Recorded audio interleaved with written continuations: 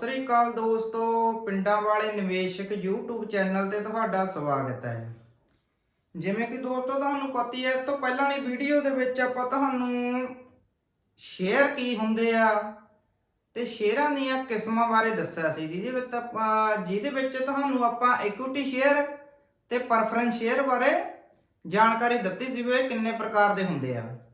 ਤੇ ਅੱਜ ਤੁਹਾਨੂੰ ਆਪਾਂ ਜਿਹੜੀ ਵੀਡੀਓ ਲੈ ਕੇ ਆਏ ਆ, ਇਹਦੇ ਵਿੱਚ ਆਪਾਂ ਇਕੁਇਟੀ ਸ਼ੇਅਰ ਤੇ ਪ੍ਰੈਫਰੈਂਸ ਸ਼ੇਅਰ ਦੇ ਵਿੱਚ ਕੀ ਡਿਫਰੈਂਸ ਆ, ਕੀ ਫਰਕ ਹੈਗਾ ਤਰਜੀਹੀ ਸ਼ੇਅਰਾਂ ਤੇ ਇਕੁਇਟੀ ਸ਼ੇਅਰਾਂ ਦੇ ਵਿੱਚ, ਉਹਦੇ ਬਾਰੇ ਤੁਹਾਨੂੰ ਆਪਾਂ ਜਾਣਕਾਰੀ ਦੇਵਾਂਗੇ। ਤਾਂ ਦੋਸਤੋ ਫਿਰ ਆਪਾਂ ਕਰਦੇ ਹਾਂ ਵੀਡੀਓ ਸਟਾਰਟ। ਜਿਵੇਂ ਕਿ ਤੁਸੀਂ ਆਹ ਮਤਲਬ ਕਿ ਬੋਰਡ ਦੇ ਉੱਤੇ ਦੇਖਿਆ ਵੀ ਆਪਾਂ ਇੱਕ ਟੇਬਲ ਬਣਾਇਆ ਹੋਇਆ ਇਕੁਇਟੀ ਸ਼ੇਅਰਾਂ ਦਾ ਤੇ ਪ੍ਰੈਫਰੈਂਸ ਸ਼ੇਅਰਾਂ ਦਾ ਫਰਕ ਜਾਣਨ ਵਾਸਤੇ। ਇਹਦੇ ਵਿੱਚ ਆਪਾਂ ਇੱਕ ਪੈਰਾਮੀਟਰ ਲੈਤੇ ਹੋਏ ਵੀ ਇਹਨਾਂ ਵਿੱਚ ਕੀ ਕੀ ਚੀਜ਼ਾਂ ਹੁੰਦੀਆਂ ਨੇ, ਫਿਰ ਇਕੁਇਟੀ ਸ਼ੇਅਰ ਤੇ ਪ੍ਰੈਫਰੈਂਸ ਸ਼ੇਅਰ ਬਾਰੇ ਦੱਸਿਆ ਹੋਇਆ ਵੀ ਇਹਦੇ ਵਿੱਚ ਇਹ ਚੀਜ਼ ਹੁੰਦੀ ਆ ਨਹੀਂ ਹੁੰਦੀ ਜਾਂ ਕਿਵੇਂ ਆ। ਤਾਂ ਆਪਾਂ ਤੁਹਾਨੂੰ ਇੱਕ ਇੱਕ ਪੈਰਾਮੀਟਰ ਸਮਝਾਵਾਂਗੇ। ਸਭ ਤੋਂ ਪਹਿਲਾਂ ਤਾਂ ਪ੍ਰੈਫਰੈਂਸ ਸ਼ੇਅਰ ਤੇ ਇਕੁਇਟੀ ਸ਼ੇਅਰ ਵਿੱਚ ਤੁਹਾਨੂੰ ਫਰਕ ਪਤਾ ਲੱਗ ਗਿਆ ਹੋਣਾ, ਕਿਉਂਕਿ ਆਪਾਂ ਪਹਿਲਾਂ ਵਾਲੀ ਵੀਡੀਓ ਦੇ ਵਿੱਚ ਇਹ ਡਿਸਕਸ ਕਰ ਚੁੱਕੇ ਹਾਂ। ਜੇਕਰ ਕਿਸੇ ਨੂੰ ਫਿਰ ਵੀ ਮਤਲਬ ਕਿ ਇਹਨਾਂ ਸ਼ੇਅਰਾਂ ਬਾਰੇ ਕੋਈ ਪਤਾ ਨਹੀਂ ਤਾਂ ਉਹ ਆਪਣੀ ਵੀਡੀਓ ਜਾ ਕੇ ਦੇਖ ਸਕਦਾ, ਤੇ ਉਹਦਾ ਆਪਾਂ ਲਿੰਕ ਡਿਸਕ੍ਰਿਪਸ਼ਨ ਦੇ ਵਿੱਚ ਦੇ ਦੇਵਾਂਗੇ। ਦੋਸਤੋ ਸਭ ਤੋਂ ਪਹਿਲਾਂ ਜਿਹੜਾ ਪੈਰਾਮੀਟਰ ਆ ਉਹ ਰਿਸਕ। ਜਿਹੜੇ ਇਕੁਇਟੀ ਸ਼ੇਅਰ ਹੁੰਦੇ ਨੇ, ਜਿਹੜੇ ਆਪਾਂ ਸ਼ੇਅਰ ਮਾਰਕੀਟ ਦੇ ਵਿੱਚ ਜਾਂ ਸਟਾਕ ਐਕਸਚੇਂਜ ਦੇ ਵਿੱਚ ਜਾ ਕੇ ਖਰੀਦਦੇ ਆ, ਤਾਂ ਉਹਨਾਂ ਦੇ ਵਿੱਚ ਰਿਸਕ ਬਹੁਤ ਜ਼ਿਆਦਾ ਹੁੰਦਾ, ਕਿਉਂਕਿ ਇਹ ਸ਼ੇਅਰਾਂ ਦਾ ਪ੍ਰਾਈਸ ਉੱਪਰ ਨੀਚੇ ਹੁੰਦਾ ਰਹਿੰਦਾ। ਮਾਰਕੀਟ ਦੇ ਵਿੱਚ ਡਿਮਾਂਡ ਐਂਡ ਸਪਲਾਈ ਦੇ ਹਿਸਾਬ ਨਾਲ ਇਹਨਾਂ ਦਾ ਪ੍ਰਾਈਸ ਆ, ਜਿਹੜਾ ਰੇਟ ਆ ਉੱਪਰ ਨੀਚੇ ਚੱਲਦਾ ਰਹਿੰਦਾ ਗਾ। ਪਰ ਜਿਹੜੇ ਪ੍ਰੈਫਰੈਂਸ ਸ਼ੇਅਰ ਹੁੰਦੇ ਆ, ਜਿਵੇਂ ਕਿ ਤੁਹਾਨੂੰ ਪਤਾ ਉਹਦੇ ਵਿੱਚ ਇੱਕ ਫਿਕਸ ਅਮਾਉਂਟ ਆਪਾਂ ਨੂੰ ਮਿਲਦੀ ਆ, ਜਿਹਨੂੰ ਆਪਾਂ ਡਿਵੀਡੈਂਡ ਕਹਿ ਦਿੰਦੇ ਆ। ਤਾਂ ਇਹਦੇ ਵਿੱਚ ਇਹਦਾ ਕੋਈ ਰੇਟ ਦਾ, ਜੇਕਰ ਕੰਪਨੀ ਦਾ ਕੋਈ ਸ਼ੇਅਰ ਉੱਪਰ ਨੀਚੇ ਹੁੰਦਾ ਇਕੁਇਟੀ ਸ਼ੇਅਰ, ਤਾਂ ਪ੍ਰੈਫਰੈਂਸ ਸ਼ੇਅਰ ਹੋਲਡਰਾਂ ਨੂੰ ਕੋਈ ਉਹਦਾ ਜ਼ਿਆਦਾ ਫਰਕ ਪੈਂਦਾ ਨਹੀਂ, ਕਿਉਂਕਿ ਉਹਨਾਂ ਨੂੰ ਤਾਂ ਇੱਕ ਫਿਕਸ ਅਮਾਉਂਟ ਮਿਲਣਾ ਗਾ। ਜੇਕਰ ਰੇਟ 10 ਦਾ 20 ਰੁਪਏ ਹੋ ਗਿਆ ਤਾਂ ਵੀ ਕੋਈ ਉਹਨਾਂ ਨੂੰ ਫਾਇਦਾ ਨਹੀਂ, ਜੇ 10 ਦਾ 5 ਰਹਿ ਗਿਆ ਤਾਂ ਵੀ ਕੋਈ ਫਾਇਦਾ ਨਹੀਂ, ਕਿਉਂਕਿ ਉਹਨਾਂ ਨੇ ਇੱਕ ਫਿਕਸ ਅਮਾਉਂਟ ਲੈਣਾ ਗਾ। ਇਸ ਲਈ ਇਹਦੇ ਵਿੱਚ ਰਿਸਕ ਲੋ ਹੁੰਦਾ, ਇਹਦੇ ਵਿੱਚ ਰਿਸਕ ਹਾਈ ਹੁੰਦਾ ਗਾ। ਜਿਹੜਾ ਦੂਸਰਾ ਪੁਆਇੰਟ ਆ ਉਹ ਹੈ ਵੋਟਿੰਗ ਰਾਈਟ। ਜਿਵੇਂ ਕਿ ਤੁਹਾਨੂੰ ਪਤਾ ਹੀ ਆ ਵੀ ਇਕੁਇਟੀ ਸ਼ੇਅਰ ਹੁੰਦੇ ਆ, ਜਿਹੜੇ ਇਕੁਇਟੀ ਸ਼ੇਅਰ ਹੋਲਡਰ ਨੇ ਉਹਨਾਂ ਨੂੰ ਕੰਪਨੀ ਦੇ ਵਿੱਚ ਆਪਣਾ ਵੋਟਿੰਗ ਰਾਈਟ ਆ। ਮਤਲਬ ਕਿ ਜੇ ਕੋਈ ਕੰਪਨੀ ਦੇ ਵਿੱਚ ਕੱਲ ਨੂੰ ਵੋਟਿੰਗ ਹੁੰਦੀ ਆ, ਕੋਈ ਫੈਸਲਾ ਕਰਨ ਵਾਸਤੇ ਵੋਟਿੰਗ ਹੁੰਦੀ ਆ, ਤਾਂ ਇਕੁਇਟੀ ਸ਼ੇਅਰ ਆਪਣਾ ਵੋਟ ਪਾ ਸਕਦੇ ਆ। ਪਰ ਇਸ ਦੇ ਉਲਟ ਜਿਹੜੇ ਪ੍ਰੈਫਰੈਂਸ ਸ਼ੇਅਰ ਹੋਲਡਰ ਆ, ਉਹਨਾਂ ਨੂੰ ਇਹ ਰਾਈਟ ਹੁੰਦਾ ਨਹੀਂ, ਕਿਉਂਕਿ ਕੰਪਨੀ ਨੇ ਉਹਨਾਂ ਨੂੰ ਪ੍ਰੈਫਰੈਂਸ ਸ਼ੇਅਰ ਦਿੱਤੇ ਹੋਇਆ ਤਾਂ ਉਹਨਾਂ ਤੋਂ ਰੁਪਏ ਲੈਤੇ ਆ। ਕੰਪਨੀ ਚਾਹੇ ਕੰਪਨੀ ਦੇ ਵਿੱਚ ਕੁਝ ਮੈਨੇਜਮੈਂਟ ਦੇ ਵਿੱਚ ਕੁਝ ਵੀ ਹੋਵੇ ਤਾਂ ਉਹਨਾਂ ਦਾ ਕੋਈ ਉਹਦੇ ਨਾਲ ਤਾਲੁਕਾਤ ਹੁੰਦਾ ਨਹੀਂ। ਇਸ ਲਈ ਪ੍ਰੈਫਰੈਂਸ ਸ਼ੇਅਰ ਹੋਲਡਰ ਜਿਹੜੇ ਉਹਨਾਂ ਨੂੰ ਕੋਲੇ ਵੋਟਿੰਗ ਰਾਈਟ ਨਹੀਂ ਹੁੰਦੇ। ਇਸ ਤੋਂ ਬਾਅਦ ਤੀਸਰਾ ਜਿਹੜਾ ਪੁਆਇੰਟ ਆ ਰੋਲ ਇਨ ਮੈਨੇਜਮੈਂਟ।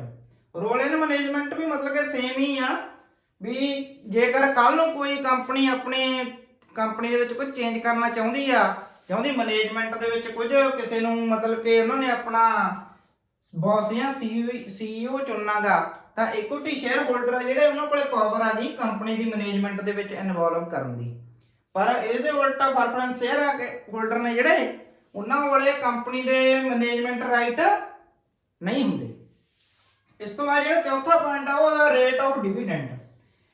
ਜਿਹੜਾ ਰੇਟ ਆਫ ਡਿਵੀਡੈਂਡ ਆ, ਜਿਵੇਂ ਤੁਹਾਨੂੰ ਪਤਾ ਹੀ ਆ ਵੀ ਜਿਹੜੇ ਪ੍ਰੈਫਰੈਂਸ ਸ਼ੇਅਰ ਹੋਲਡਰ ਉਹਨਾਂ ਨੂੰ ਫਿਕਸ ਰੇਟ ਆਫ ਡਿਵੀਡੈਂਡ ਮਿਲਦਾ ਗਾ, ਤੇ ਜਿਹੜੇ ਇਕੁਇਟੀ ਸ਼ੇਅਰ ਹੋਲਡਰ ਹੁੰਦੇ ਆ ਉਹਨਾਂ ਨੂੰ ਜੇਕਰ ਕੰਪਨੀ ਨੂੰ ਪ੍ਰੋਫਿਟ ਹੁੰਦਾ ਤਾਂ ਕੰਪਨੀ ਡਿਵੀਡੈਂਡ ਦੇ ਵੀ ਸਕਦੀ ਹੈ, ਨਹੀਂ ਵੀ ਦੇ ਸਕਦੀ। ਉਹ ਕੰਪਨੀ ਦੇ ਮੈਨੇਜਮੈਂਟ ਦੇ ਹੱਥ 'ਚ ਆ ਵੀ ਇਕੁਇਟੀ ਸ਼ੇਅਰ ਹੋਲਡਰਾਂ ਨੂੰ ਡਿਵੀਡੈਂਡ ਦੇਣਾ ਜਾਂ ਨਹੀਂ ਦੇਣਾ ਗਾ।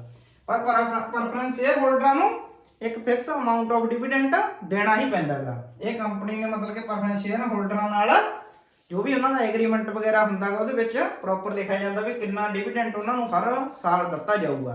ਤਾਂ ਉਹ ਫਿਕਸ ਅਮਾਉਂਟ ਆਫ ਡਿਵੀਡੈਂਡ ਹੁੰਦਾ ਜਿਹੜਾ ਉਹਨਾਂ ਨੂੰ ਦੇਣਾ ਪੈਂਦਾ ਗਾ।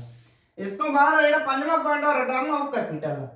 ਜਿਵੇਂ ਕਿ ਤੁਹਾਨੂੰ ਪਤਾ ਹੀ ਆ ਵੀ ਜੇਕਰ ਕੰਪਨੀ ਕੱਲ ਨੂੰ ਡੁੱਬਦੀ ਹੈ ਜਾਂ ਕੁਝ ਵੀ ਹੁੰਦਾ ਗਾ, ਤਾਂ ਸਭ ਤੋਂ ਜ਼ਿਆਦਾ ਰਿਸਕ ਇਕੁਇਟੀ ਸ਼ੇਅਰ ਹੋਲਡਰਾਂ ਦਾ ਹੁੰਦਾ ਗਾ, ਕਿਉਂਕਿ ਇਕੁਇਟੀ ਸ਼ੇਅਰ ਹੋਲਡਰਾਂ ਨੂੰ ਜਿਹੜਾ ਪੈਸਾ ਗਾ ਉਹ ਬਿਲਕੁਲ ਲਾਸਟ ਤੇ ਮਿਲਣਾ ਗਾ, ਤੇ ਜਿਹੜੇ ਪ੍ਰੈਫਰੈਂਸ ਸ਼ੇਅਰ ਹੋਲਡਰ ਹੁੰਦੇ ਉਹਨਾਂ ਨੂੰ ਕੰਪਨੀ ਕੈਪੀਟਲ ਰਿਟਰਨ ਕਰ ਦਿੰਦੀ ਹੈ। ਜੇਕਰ ਕੰਪਨੀ ਡੁੱਬਦੀ ਹੈ ਤਾਂ ਕੰਪਨੀ ਦੇ ਜਿੰਨੀ ਵੀ ਮਤਲਬ ਕਿ ਐਸੈਟ ਨੇ, ਲਾਇਬਿਲਿਟੀਜ਼ ਨੂੰ ਪਹਿਲਾਂ ਖਤਮ ਕਰਕੇ ਫਿਰ ਜਿਹੜੀਆਂ ਐਸੈਟ ਬਚਦੀਆਂ ਨੇ, ਐਸੈਟ ਨੂੰ ਸੇਲ ਕਰਕੇ ਸਭ ਤੋਂ ਪਹਿਲਾਂ ਪ੍ਰੈਫਰੈਂਸ ਸ਼ੇਅਰ ਹੋਲਡਰਾਂ ਨੂੰ ਪੈਸਾ ਦਿੱਤਾ ਜਾਂਦਾ ਗਾ।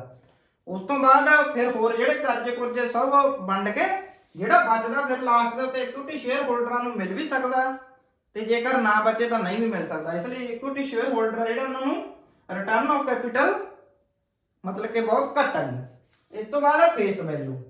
ਜਿਵੇਂ ਕਿ ਤੁਹਾਨੂੰ ਪਤਾ ਹੀ ਹੈ ਵੀ ਜਿਹੜੇ ਪ੍ਰੈਫਰੈਂਸ ਸ਼ੇਅਰ ਨੇ ਉਹਨਾਂ ਦੀ ਵੈਲਿਊ ਜ਼ਿਆਦਾ ਹੁੰਦੀ ਆ। ਜਿਵੇਂ ਮੰਨ ਲਓ ਕੋਈ ਮਤਲਬ ਕਿ 100 ਜਾਂ 500 ਜਾਂ 200, ਪਰ ਜਿਹੜੇ ਇਕੁਇਟੀ ਸ਼ੇਅਰ ਆ ਉਹਨਾਂ ਦੀ ਲੋ ਫੇਸ ਵੈਲਿਊ ਹੁੰਦੀ ਆ।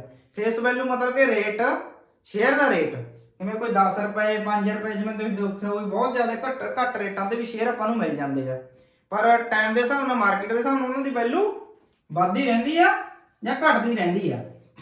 ਇਸ ਤੋਂ ਬਾਅਦ ਜਿਹੜਾ ਮਤਲਬ ਕਿ 7ਵਾਂ ਫਾਇਦਾ ਉਹ ਇਨਵੈਸਟਰ, ਵੀ ਇਹਦੇ ਵਿੱਚ ਕੌਣ ਇਨਵੈਸਟ ਕਰਦਾ, ਇਕੁਇਟੀ ਸ਼ੇਅਰਾਂ ਵਿੱਚ ਤੇ ਪ੍ਰੈਫਰੈਂਸ ਸ਼ੇਅਰ ਹੋਲਡਰਾਂ ਵਿੱਚ ਸ਼ੇਅਰ ਦੇ ਵਿੱਚ ਕੌਣ ਇਨਵੈਸਟ ਕਰਦਾ। ਜਿਹੜੇ ਮਤਲਬ ਕਿ ਹਾਈ ਰਿਸਕ ਲੈਣਾ ਚਾਹੁੰਦੇ ਇਨਵੈਸਟਰ ਨੇ ਉਹ ਇਕੁਇਟੀ ਸ਼ੇਅਰ ਖਰੀਦਦੇ ਨੇ, ਤੇ ਜਿਹੜੇ ਮਤਲਬ ਕਿ ਸੇਫਟੀ ਇਨਵੈਸਟਮੈਂਟ ਕਰਨਾ ਚਾਹੁੰਦੇ ਆ ਜਾਂ ਲੋ ਰਿਸਕ ਲੈਂਦੇ ਆ ਤਾਂ ਉਹ ਪ੍ਰੈਫਰੈਂਸ ਸ਼ੇਅਰ ਹੋਲਡਰ ਹੁੰਦੇ ਆ, ਪ੍ਰੈਫਰੈਂਸ ਸ਼ੇਅਰ ਹੋਲਡਰ ਕਹਿੰਦੇ ਆਪਾਂ ਉਹਨਾਂ ਨੂੰ। ਇਸ ਤੋਂ ਬਾਅਦ ਆ ਬੋਨਸ ਇਸ਼ੂ, ਜਿਹੜਾ 8ਵਾਂ ਪੈਂਦਾ ਉਹ ਬੋਨਸ। ਜਿਵੇਂ ਕਿ ਤੁਹਾਨੂੰ ਪਤਾ ਹੀ ਹੈ ਵੀ ਜੇਕਰ ਬੋਨਸ ਜਾਂ ਰਾਈਟ ਸ਼ੇਅਰ ਇਸ਼ੂ ਕਰਨੇ ਹੋਣ ਕੰਪਨੀ ਨੇ ਤਾਂ ਉਹ ਜਿਹੜੇ ਪਹਿਲੇ ਉਹਨਾਂ ਦੇ ਐਗਜ਼ਿਸਟਿੰਗ ਸ਼ੇਅਰ ਹੋਲਡਰ ਹੁੰਦੇ ਉਹਨਾਂ ਨੂੰ ਹੀ ਕਰਦੀ ਆ। ਤਾਂ ਇਕੁਇਟੀ ਸ਼ੇਅਰ ਹੋਲਡਰਾਂ ਨੂੰ ਬੋਨਸ ਸ਼ੇਅਰ ਵੀ ਮਿਲਦੇ ਆ ਤੇ ਰਾਈਟ ਸ਼ੇਅਰ ਵੀ ਮਿਲਦੇ ਆ।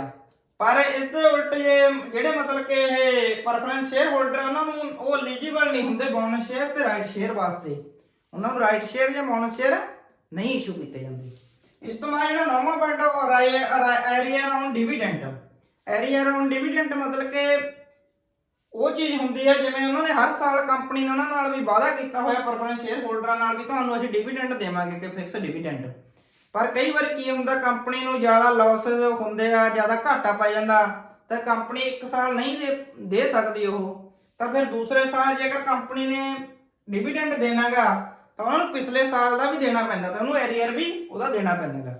ਪਰ ਇਕੁਇਟੀ ਸ਼ੇਅਰ ਹੋਲਡਰ ਜਿਵੇਂ ਤੁਹਾਨੂੰ ਪਤਾ ਹੀ ਹੈ ਵੀ ਉਹਨਾਂ ਨੂੰ ਉਹ ਪ੍ਰੋਫਿਟ ਦੇ ਵਿੱਚੋਂ ਹੀ ਦਿੰਦੀ ਹੈਗੀ ਡਿਵੀਡੈਂਟ, ਤੇ ਇਸ ਲਈ ਮਤਲਬ ਕਿ ਐਰੀਅਰ ਦੇਣ ਦਾ ਕੋਈ ਮਤਲਬ ਹੈ ਨਹੀਂ ਇਹਦੇ ਵਿੱਚ। ਇਸ ਤੋਂ ਬਾਅਦ ਜਿਹੜਾ 10ਵਾਂ ਪੁਆਇੰਟ ਆ ਉਹ ਮੈਂਡੇਟ ਟੂ ਇਸ਼ੂ। ਮਤਲਬ ਕਿ ਮੈਂਡੇਟ ਟੂ ਇਸ਼ੂ ਹੁੰਦਾ ਹੈ ਵੀ ਕੰਪਨੀ ਉਹਨਾਂ ਨੂੰ ਮਤਲਬ ਕਿ ਮੈਂਡੇਟ ਇਸ਼ੂ ਕਰ ਸਕਦੀ ਹੈ ਜਾਂ ਨਹੀਂ ਕਰ ਸਕਦੀ। ਜਿਵੇਂ ਕਿ ਇਕੁਇਟੀ ਸ਼ੇਅਰ ਹੋਲਡਰਾਂ ਦੇ ਵਿੱਚ ਮਤਲਬ ਕਿ ਇਕੁਇਟੀ ਸ਼ੇਅਰ ਆ ਜਿਹੜੇ ਉਹ ਕੰਪਨੀ ਨੂੰ ਇਸ਼ੂ ਕਰਨੇ ਹੀ ਪੈਂਦੇ ਆ। ਕੰਪਨੀ ਐਕਟ ਦੇ ਅੰਦਰ ਲਿਖਿਆ ਹੋਇਆ ਇਕੁਇਟੀ ਸ਼ੇਅਰ ਹਰ ਇੱਕ ਕੰਪਨੀ ਨੂੰ ਇਸ਼ੂ ਕਰਨੇ ਪੈਂਦੇ ਆ। ਪਰ ਜਿਹੜੇ ਪ੍ਰੈਫਰੈਂਸ ਸ਼ੇਅਰ ਹੁੰਦੇ ਉਹ ਕੰਪਨੀ ਦੀ ਆਪਦੀ ਇੱਛਾ ਹੁੰਦੀ ਹੈ, ਜੇਕਰ ਕੰਪਨੀ ਨੇ ਹੋਰ ਫੰਡ ਲੈਣੇ ਆ ਤਾਂ ਉਹ ਪ੍ਰੈਫਰੈਂਸ ਸ਼ੇਅਰ ਇਸ਼ੂ ਕਰ ਵੀ ਸਕਦੀ ਆ ਤੇ ਨਹੀਂ ਵੀ ਕਰ ਸਕਦੀ।